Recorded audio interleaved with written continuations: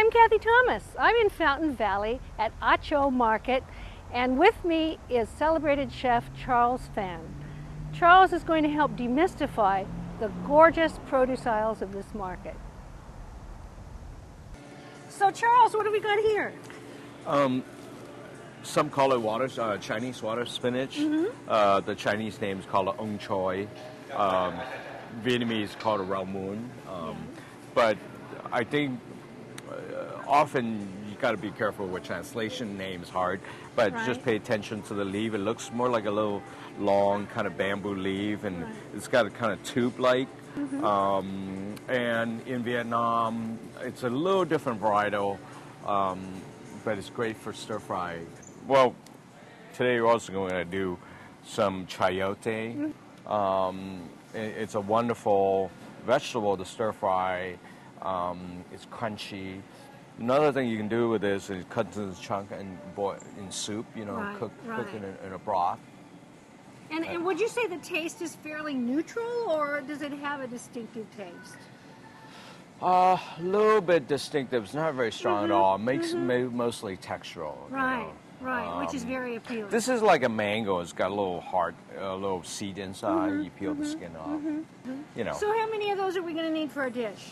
I say, wow, how many are we feeding? Well, about 6 people. Let's figure 6.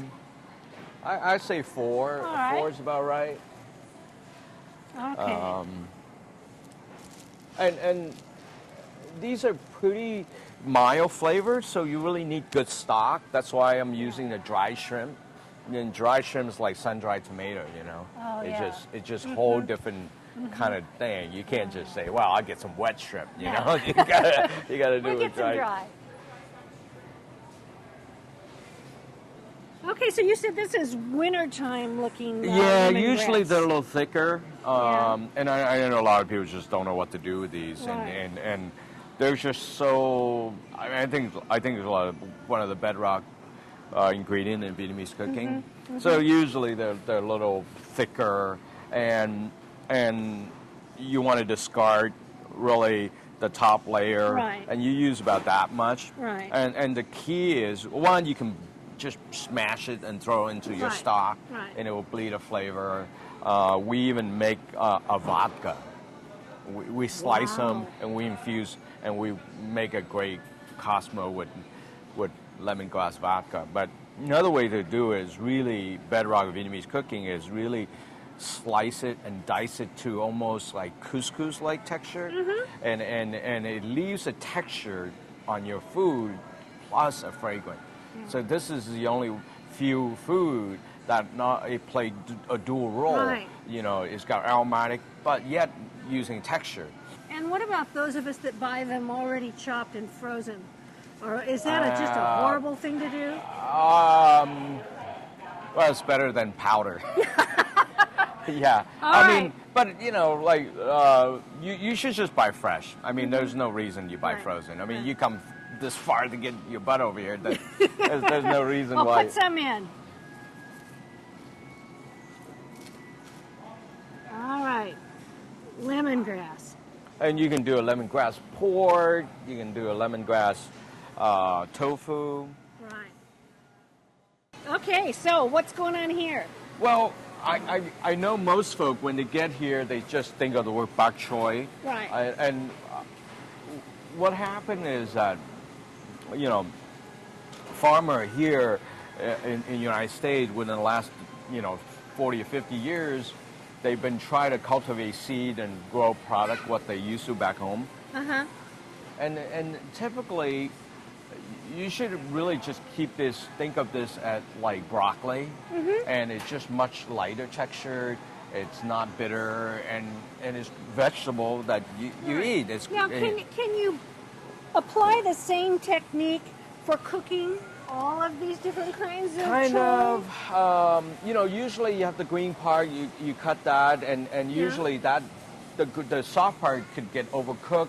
Just want to get the stem tender, and and again complemented with meat sauce, a gravy. Okay, so fresh herbs are important in Vietnamese cuisine, right? Right, and we treat it very differently.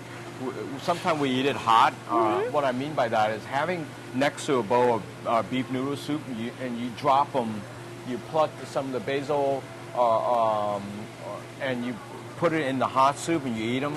And as you take a couple more bites, you drop some more. Right. So you would smell the herb being cooked in the hot broth. And I always, when I'm eating Vietnamese food, I always feel like I'm cooking as well, because it's up to you to decide when and how much of the herbs you add. And also we use it in salad. This is a classic rau rum, Vietnamese mint, great on salad. All right, pickled vegetables. Here's also like the mystery section. Right. And this is, as most culture with a lot of food, they don't know what to do with it, so they need to preserve it. Right. Pickling, it's a big part of, all these ancient cuisine. A lot of the bamboo, and it's got a lot of vinegar, and obviously the pickling. This is a little baby leek, and what else do we have here? This is... those are the lotus hearts. Yeah, lotus heart. Yeah. This is probably... and those are delicious in salad. Yeah. And they don't... That is really good. It's got sugar. You could put that on a roast beef sandwich and it would taste good. Right. So let's dish up some of this pickled vegetable. You just take the tongs and grab how much you need, huh? I like the leafy part. But you need a little bit of both. But I always like the extra leafy part. And if you're making a dish to serve 4 to 6 people, how much of this do you need? Yeah, that's about right. Is that about right? It's really a common. I mean, you could always have extra and just eat the next day. Well, let's take this home, Charles, and you can show me how to do all this, okay? All right. All right.